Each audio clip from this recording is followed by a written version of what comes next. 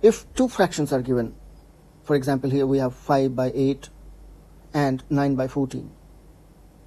And in that situation, if you have to find which one is greater fraction, then there is a trick. It's a very simple trick. You can do it in seconds. So if there is only two fractions, all we need to do is write down the fractions 5 by 8 and 9 by 14. So the simple method is do the cross multiplication and just focus on the numerator. So 5 multiplied by 14. So 14 5s are 70.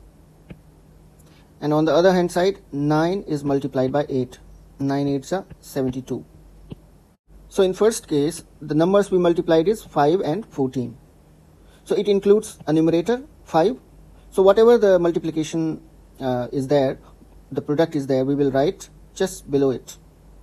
And now we are multiplying 9 and 8. So 9 8s are 72. So for the numerator 9, we just wrote the product here, 72 and 70. Now we can simply see which one is greater. 72 is greater, it means the fraction, this fraction is greater, 9 by 14. And we simply write the notation for the greater fraction will be this. So 9 by 14 is greater than 5 by 8. Thank you.